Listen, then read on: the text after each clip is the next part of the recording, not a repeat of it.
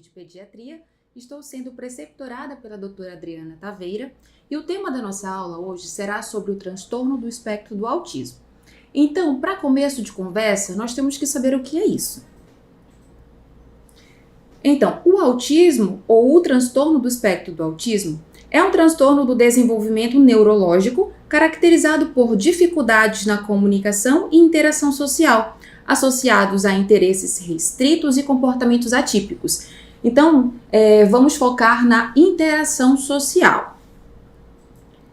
Trouxe alguns dados importantes. Por exemplo, é mais prevalente em meninos do que em meninas, numa proporção de 4:1.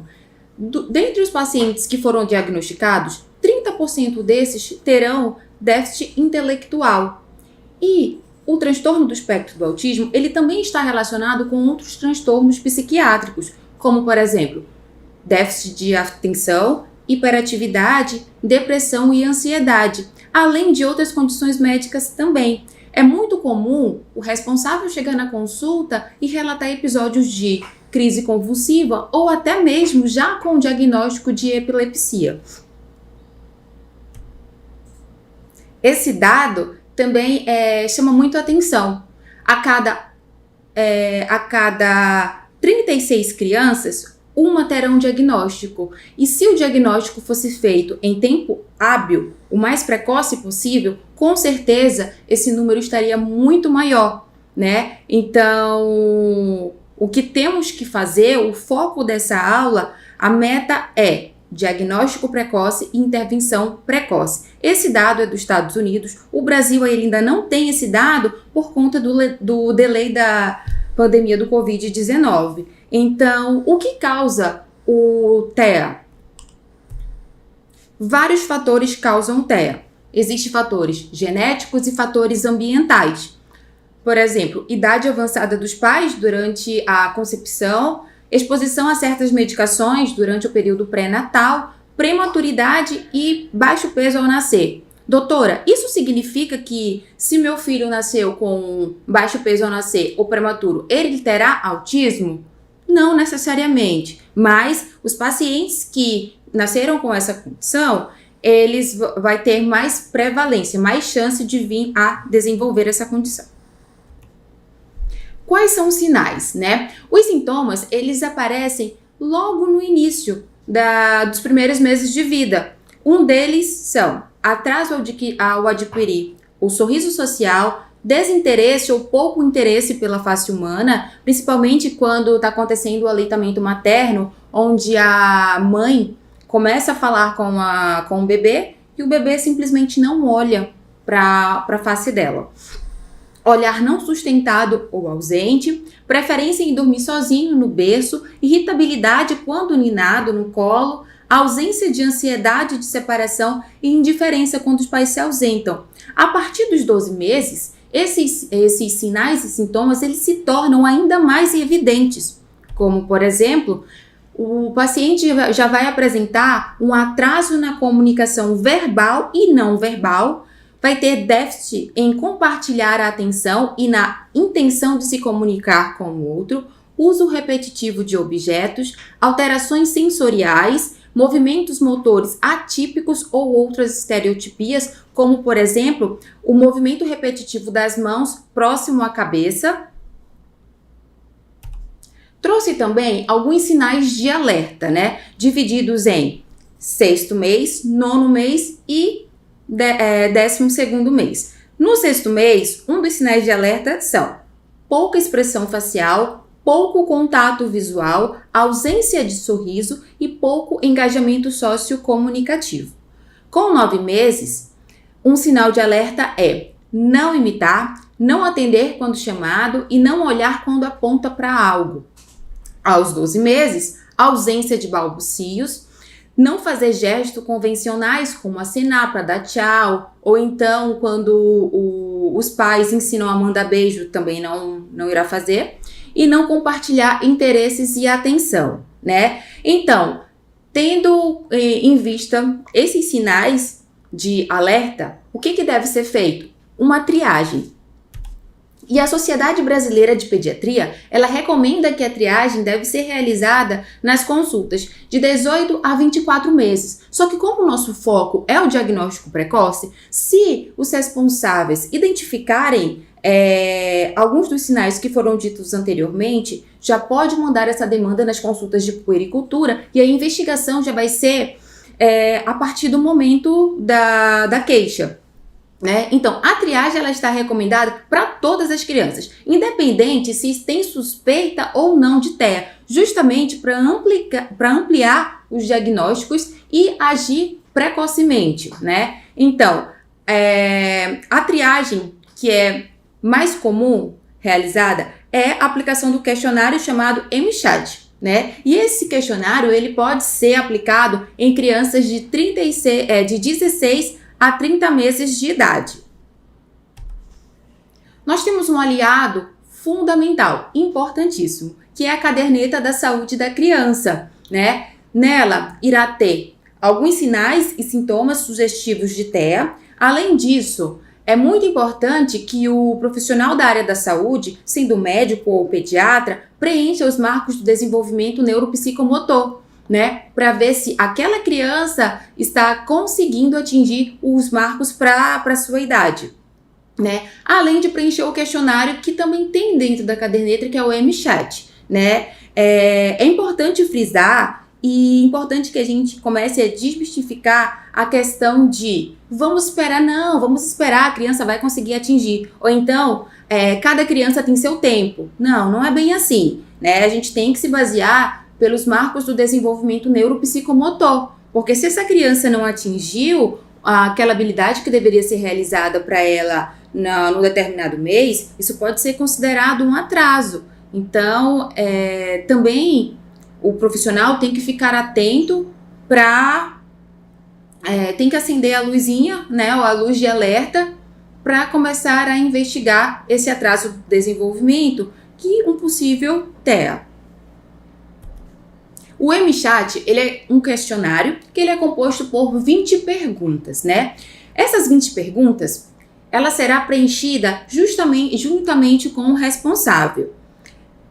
Eu coloquei o questionário aqui, né? Vou mostrar para vocês e coloquei também gabaritos. Esses gabaritos pontuam para o TEA, combinado? Então, também sinalizei 3 perguntas, 2, 5 e 12. Se essas perguntas forem respondidas com sim, sugestivo para o TEA, mas isso não é diagnóstico, ele é uma sugestão, né? O sinal de alerta ele tem que ficar ligado. Vou dar exemplo da primeira questão. Se você apontar para qualquer coisa do outro lado do cômodo, sua criança olha para o que está sendo apontado? E aí, às vezes, perguntando dessa forma, os responsáveis não entendem. Então, também foi colocado exemplos, né? Então, por exemplo, se você apontar para um brinquedo ou um animal, sua criança olha para o brinquedo ou o animal, o normal da criança é olhar. Mas se a resposta for não, já tem um ponto para TEA, né? Pergunta número 2. Alguma vez você já se perguntou se sua criança poderia ser surda, né? A resposta para uma criança normal é responder não. Mas, se a resposta for sim, já é outro ponto para o TEA. Sua criança brinca de faz de conta? Por exemplo, finge que está bebendo em um copo vazio, ou falando no telefone, ou finge que está dando uma comidinha para a boneca, para um ursinho de pelúcia. Uma criança, ela tem que fazer isso. Porém, se a resposta for não, mais um ponto para o TEA. Sua criança gosta de subir nas coisas? Como, por exemplo, móveis, brinquedos de parque ou uma escada? Se a resposta for não, outro ponto.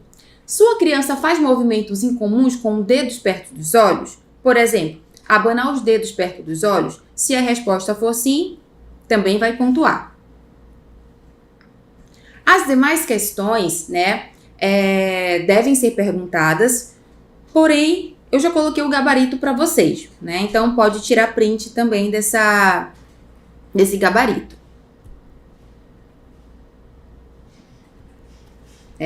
Então, se as questões 2, 5 e 12 forem respondidas com sim, muito sugestivo para a TEA. E quais são essas perguntas? Primeiro, a questão número 2 é se o pai tem alguma dúvida se a criança é surda.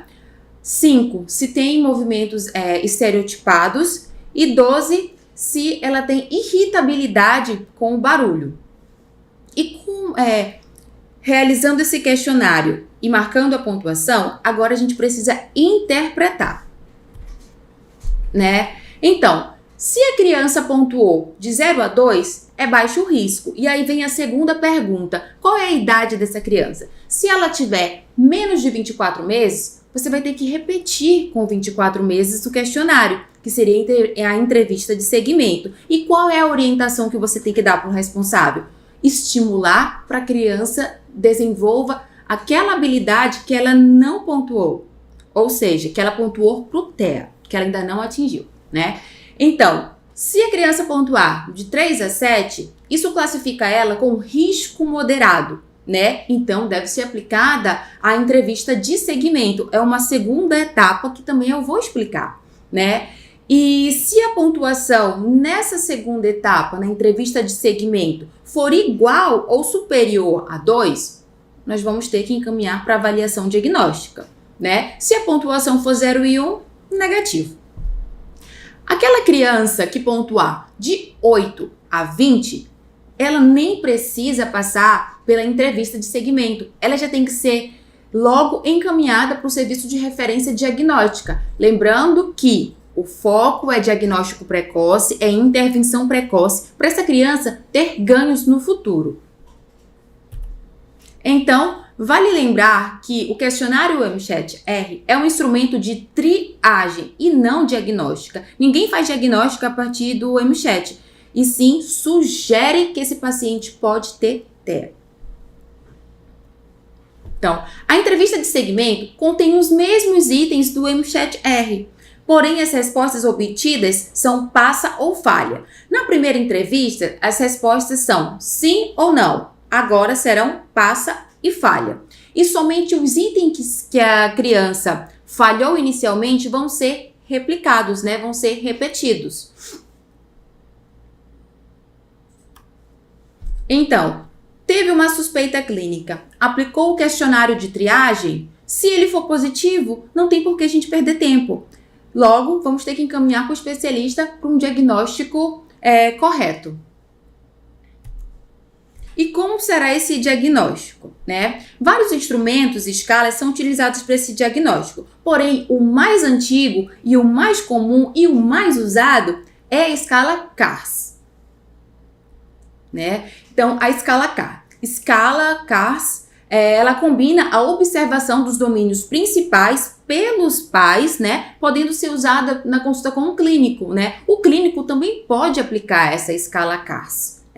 É um questionário que ele avalia 15 itens visando determinar o diagnóstico.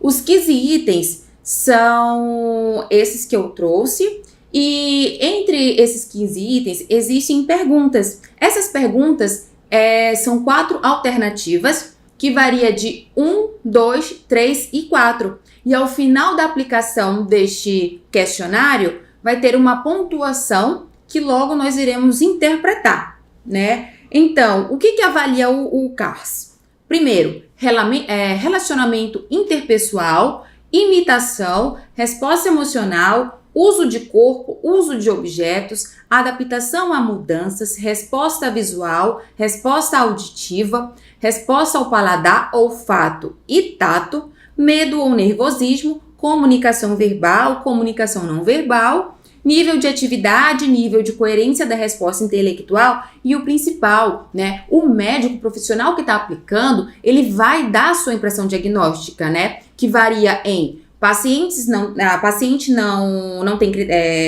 tem indícios de TEA, ou um autismo leve, um autismo moderado e um autismo grave.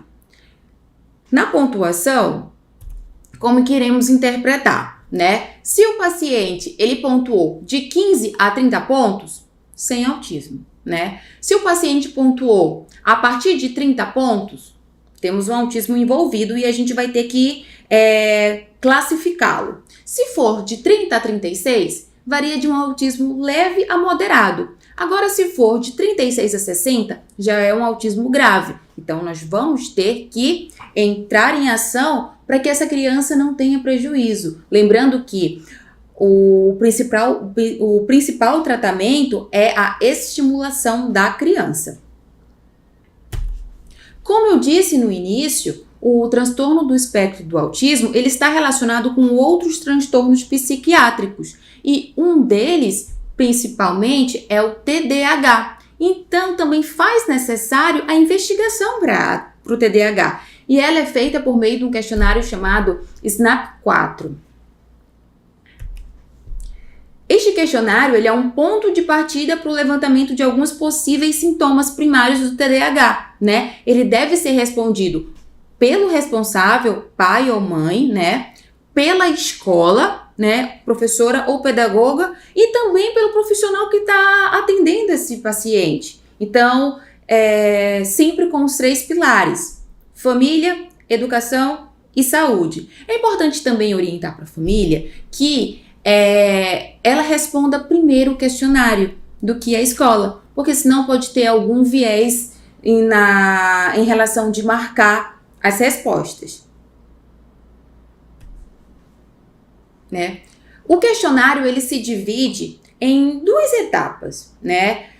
Perguntas que vão de 1 a 9 e de 10 a 18, e elas serão interpretadas de maneiras diferentes, né? É muito fácil preencher o SNAP-4, as respostas elas são de marcar X e elas variam com alternativas de nem um pouco, só um pouco, bastante e demais. E como iremos interpretar isso? Se nos itens de 1 a 9 existe pelo menos 6 itens marcados como bastante ou demais, alerta.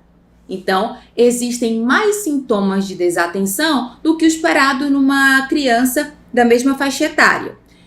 Das perguntas de 10 a 18, se existirem pelo menos 6 itens marcados como bastante ou demais, existem mais sintomas nessa criança de hiperatividade e impulsividade do que também para uma criança ou adolescente da mesma faixa etária, né? Então, como eu vou tratar?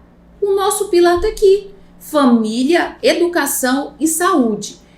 Todos esses 3 estão associados ao estímulo da criança, né? Então, apesar de não ter cura, o diagnóstico precoce ele está associado a ganhos significativos no funcionamento cognitivo e adaptativo dessa criança. Então, qual que é o padrão ouro? O tratamento padrão ouro para o TEA é intervenção precoce. Por isso, a importância dessa aula é reconhecer sinais e sintomas, né? Triar esse paciente, referenciar para fazer o diagnóstico precoce e, em seguida, começar a intervenção. Por quê, né? Justamente porque nos primeiros anos de vida coincide com um período de desenvolvimento em que o cérebro está altamente plástico e a maturação neuronal está dependente de estimulação. Ou seja, quanto mais tardio for o diagnóstico, mais dificuldade o paciente vai ter em desenvolver e aprender novas habilidades. Existem algumas modalidades, né? Ou seja, existem várias, mas eu coloquei algumas. Primeira modalidade, análise do comportamento aplicada, baseada no ABA. O objetivo é promover interações sociais positivas e naturalistas, aprendizagem e o desenvolvimento da comunicação receptiva e expressiva e das habilidades cognitivas e motora. Segunda modalidade, estimulação cognitivo-comportamental. O objetivo é desenvolver habilidades sociais e comunicativas, né? Lembrando que foco inicial o transtorno do espectro do autismo, ele tem a dificuldade da interação social. Então, todas essas modalidades terapêuticas, elas vão estar voltadas nessa interação social e desenvolvimento de novas habilidades, né? Existe também o coach parenteral, que seria uma orientação aos familiares e treinamento dos pais, né? Visando o manejo do comportamento dos cuidadores, adequações de rotina e corresponsabilizar para estimulação. Ou seja, não adianta só a escola trabalhar com esse paciente ou só a equipe de saúde trabalhar com esse paciente. Se não tiver estímulo em casa, o nosso pilar acaba que desaba. Sempre tem que andar os três em conjuntos, os três em harmonia. Outra modalidade é comunicação suplementar a alternativas. Existem alguns autistas não verbais. Então, dentro dessa modalidade, será adotado práticas voltadas para sinais, gestos e símbolos e figuras para que essa criança também tenha um prognóstico melhor, né? E tenha uma vida melhor também. Então, o tratamento e educação para crianças e autistas e com o objetivo e com outros prejuízos na comunicação. Essa modalidade está baseada principalmente na questão das escolas, né? Pedagógico-terapêutico. Por quê? Porque o cuidado com o paciente ele vai ser individualizado e personalizado, justamente para tentar estabelecer rotina e um planejamento para aquela criança. Não adianta colocar conteúdos iguais para as demais crianças. Não, terá que ser feito uma reabordagem visando o melhor aprendizado dessa criança, né? Então, vocês viram que já tem aqui várias etapas, né? Primeiro, família. Segundo, educação. Existe uma equipe interdisciplinar envolvida para essa criança, como, por exemplo, psicólogos, fonoaudiólogos, terapeutas ocupacionais, psicopedagogos, assistentes sociais, fisioterapeutas, educadores físicos e um médico, né?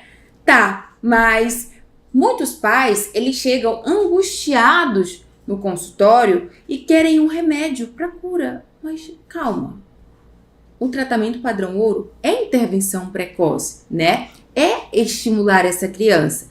Então, vale lembrar que não existem medicamentos que curem o autismo. Atenção! Por que não existe? Porque o autismo ele não é uma doença, é uma condição. Então, por ser uma condição, não tem tratamento, tá? Então, lembrando, de novo, autismo não é uma doença, é uma condição. Tá, doutora, mas eu conheço uma criança que toma o remédio, tem autismo e toma remédio. Ok, existem algumas indicações para o tratamento medicamentoso, como, por exemplo, paciente com irritabilidade, impulsividade, agitação, agressividade, ele precisa tomar, além das terapias ocupacionais, ele também precisa tomar algum medicamento, né? E eu trouxe aqui alguns, como a risperidona, aripiprazol, olanzapina, quetiapina e clozapina. Eu destaquei a risperidona porque é o remédio que ele tá mais mais de fácil acesso, justamente porque o SUS disponibiliza essa medicação, né? Então, o que eu quero que entendam é que o tratamento medicamentoso, ele tem indicações, não é qualquer paciente que vai se beneficiar com ele, até porque existem efeitos colaterais nas medicações. Um dos efeitos colaterais é o ganho de peso, né? E isso deve ser falado na consulta, isso deve ser falado no ato da prescrição, justamente para os responsáveis começarem a adequar a dieta para essa criança, né? Lembrando que aumenta o ganho de peso, pode levar a uma obesidade, e uma criança obesa pode vir a ser um adulto com uma síndrome metabólica, hipertensão, diabetes, e não é o que nós queremos para essa criança, né? Então vem o meu questionamento. O MChat, ele é aplicado para crianças de quantos anos? Coloquei uma perguntinha rápida e simples e com alternativas também rápidas e práticas. Letra A, 16 a 30 meses e letra B, a partir de 3 anos de idade. Qual é o foco dessa aula? O foco dessa aula vai ser analisar, visualizar os sinais sugestivos de TEA, triar o paciente, independente se ele tem sintomas sugestivos ou se ele não tem. E se a triagem for positiva, encaminhar esse paciente para um centro de referência para ele ter um diagnóstico precoce, né? Você pode encaminhar para um pediatra, para um psiquiatra ou até para o neuropediatra também. E a partir daí, fazer um tratamento adequado para essa criança. E o tratamento, ele está baseado em estímulos, estimular essa criança. Combinado? E, dependendo de indicações, começar um tratamento farmacológico. Essas são as referências, né? Eu posso também disponibilizar tanto o questionário do MChat, como a escala CARS, como a escala SNAP-4, né? Justamente para começar a ser aplicada nas consultas de puericultura, né? Lembrando que mesmo que esse paciente esteja sendo acompanhado com um pediatra, com um psiquiatra ou um neuropediatra, ele precisa ir às consultas de puericultura na unidade básica de saúde. Então, você pode também ficar preenchendo essas escalas. Eu vou disponibilizar. Gostaria de agradecer a presença de todos. Eu estou à disposição para qualquer dúvidas, né? Então, muito obrigada mesmo.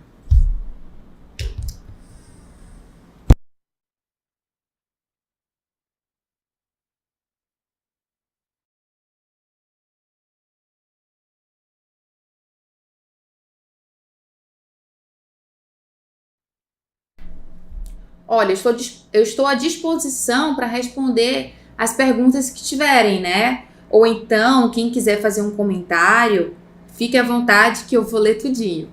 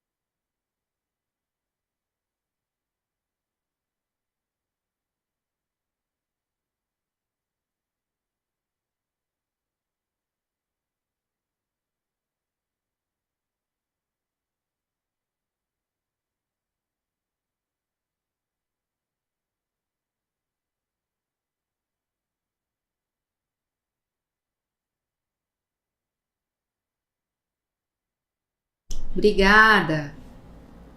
Obrigada, Donardi.